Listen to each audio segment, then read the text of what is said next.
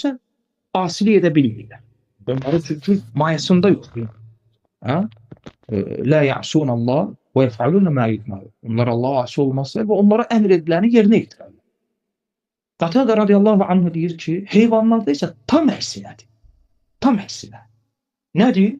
Allah onlara şəhvət verib, şəhvət, nəfs, qəzəb, yəni bu məqam. Amma şuur yoxdur. Ağıl yoxdur. Ona görə mükəlləf deyirlər. Allah insana hər ikisini verir. Bir tərəfdən o bir ağladı deyib. Bir tərəfdən nəfs verib. O nəfs ki, ona pisliyə əmr edən. O bir tərəfdən də o nəfsi idarə etmək üçün ağıl verir. Belə buraxmıyor. Çünki nəfs olsaydı tək, onu qiyamət günü onun üzrü olacaqdı. Ya Rabbi, mənə nəfsini yüklədin, mən onu başa çıxamadım. Yox.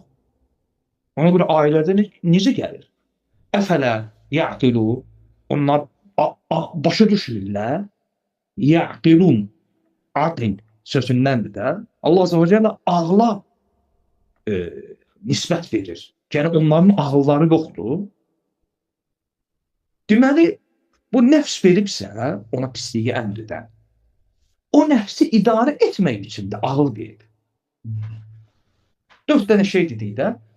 Bədənlə ruh heç. Bədən cisimdir, ruh ona həyat verər. Amma insanı idarə edən, yəni o cisimlə ruhu belə idarəçilik, qalır nəfslə ağlın üzərində.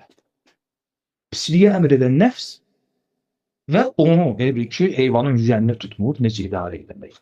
Hə? Ağıl. Bax, elə buna görə insan imtihandadır. Biz deyirik ya, imtihan dünyası. İmtihan dediğimiz şey budur. Nə? Bax, imtihan bərabərdir nəfslə ağlın döyüşü, mübarizəsi və salam. İmtihanın bundan gözəl tərifi yoxdur. Biri sizə desə ki, bu deyir ki, dünya imtihan dünyasıdır, imtihan həyatındayıq.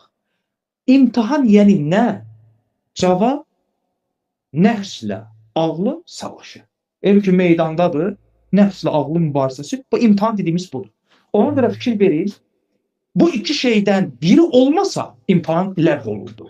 Məsələn, mələk, ağıl var? Var. Nəfs var? Yoxdur. İmtihan var? Yoxdur. Heyvan. Ağıl yoxdur, nəfs var. İmtihan var? Yoxdur.